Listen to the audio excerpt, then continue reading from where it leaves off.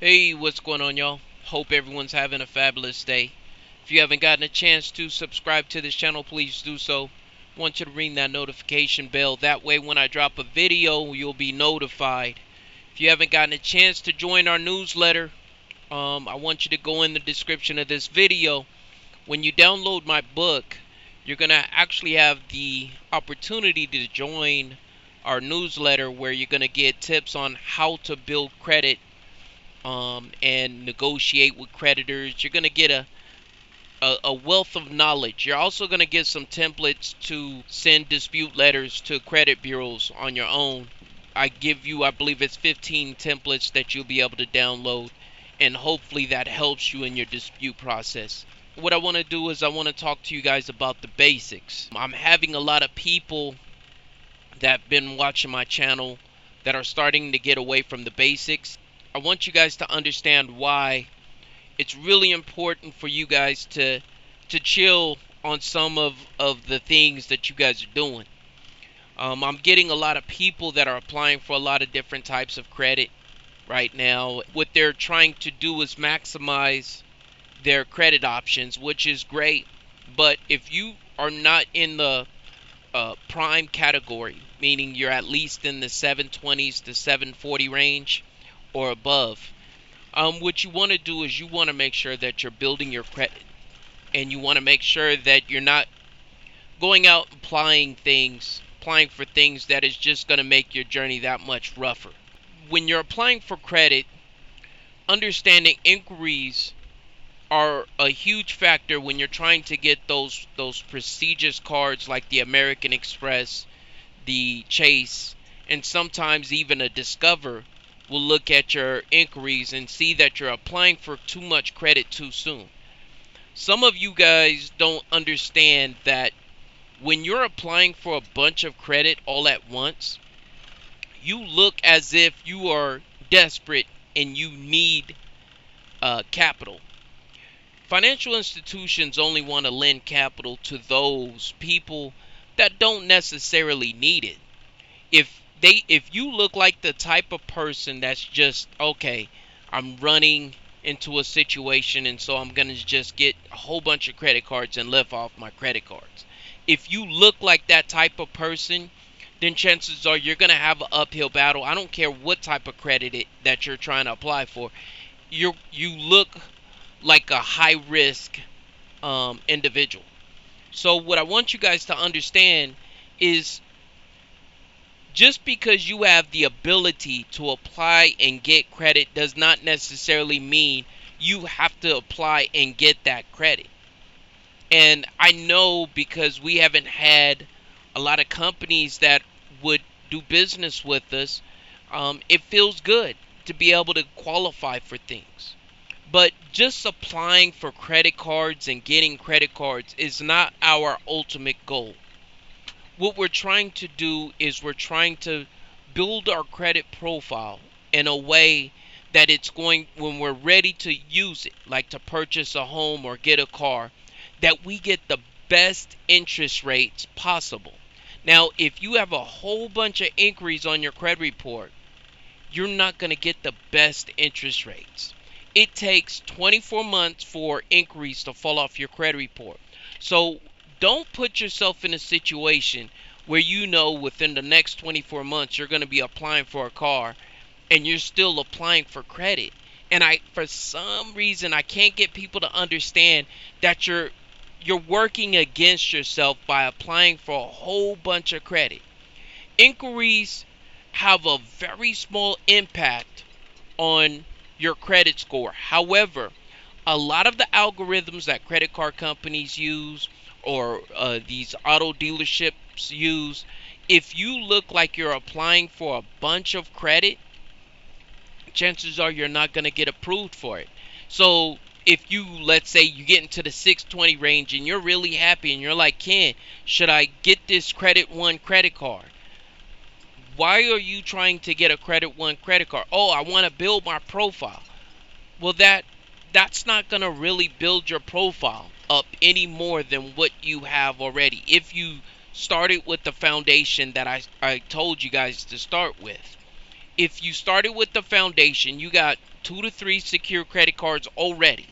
Let's say you went out and you got the State Department Federal Credit Union. You got the Capital One secure credit card. You got, let's say, a Opensky secure credit card. You then go out and you get MyJewelers, New Coast Direct, and you get a SelfLender, or you go to your financial institution and you ask for a secured loan. You do those 5 things and you just sit tight and you let your credit score build. You don't have to go out and start applying for all these different types of credit. Oh, I got to get the Merrick Bank credit card. Why? Because they'll approve me for an unsecured line of credit. Oh, I got to go get the PenFed unsecured credit card. Why? Because I can get more credit.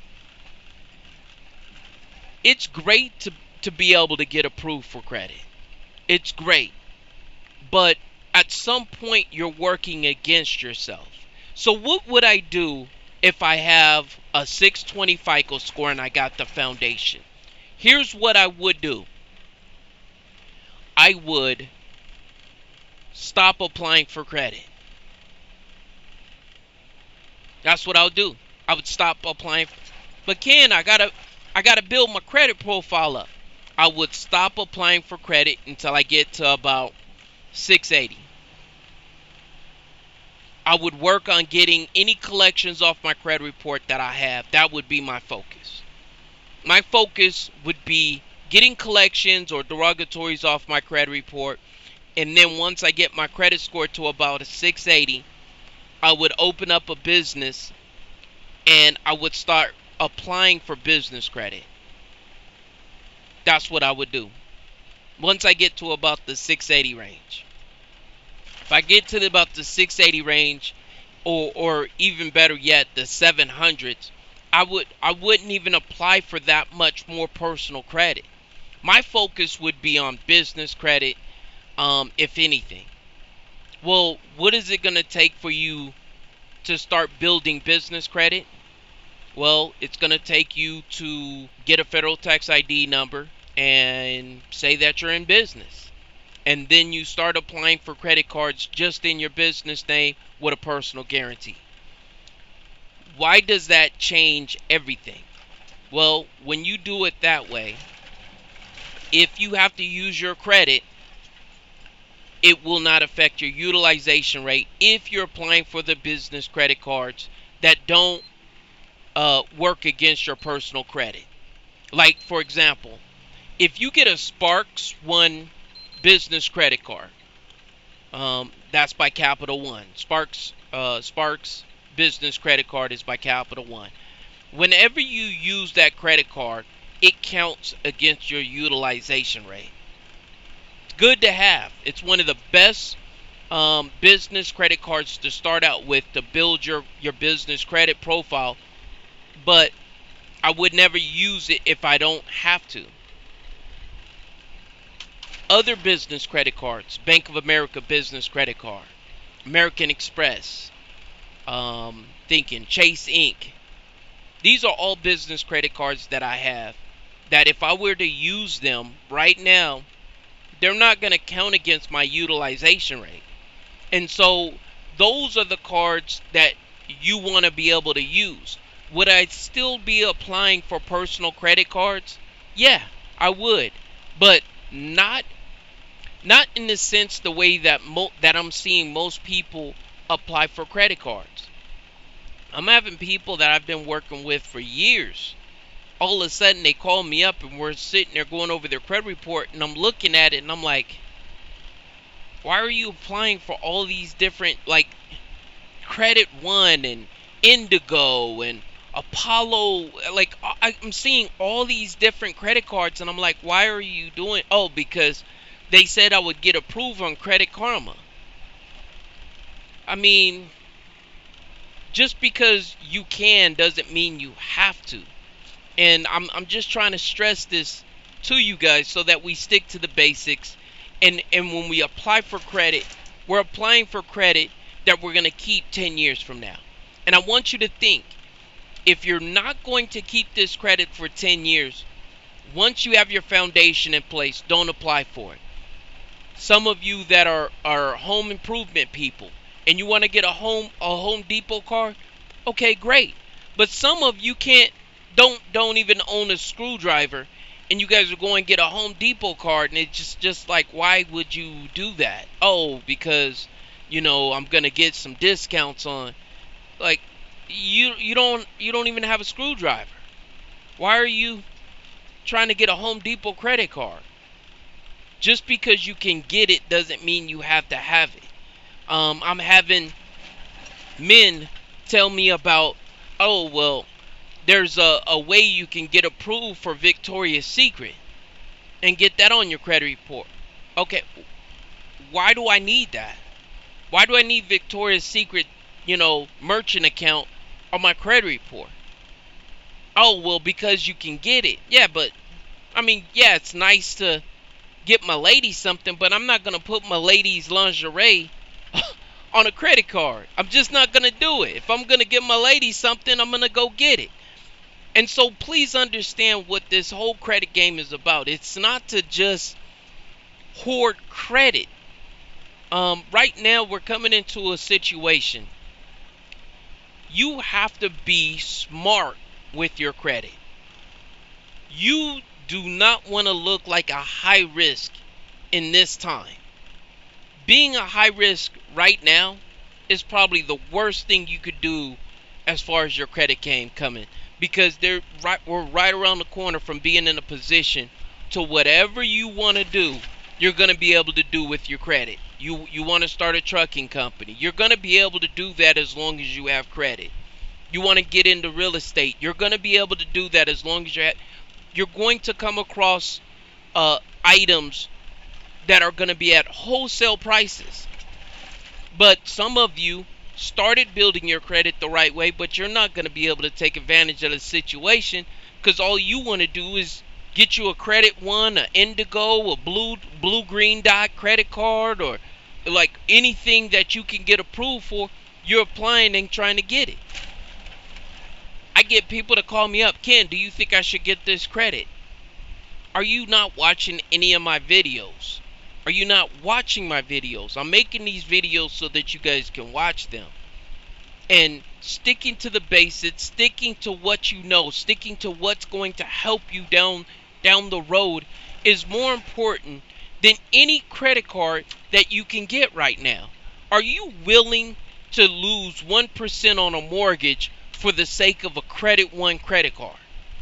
Right? 1%. Well, Ken, I just need to get this credit. Why? Why do you need to get the credit card? Why do you need a Credit One credit card?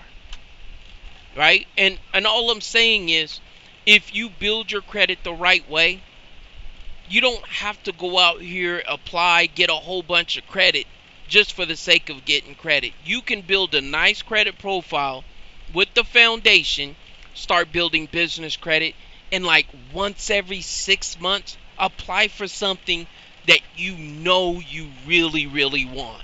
Like an American Express credit card, Chase Bank credit card, a preferred card, or something that you really, really want.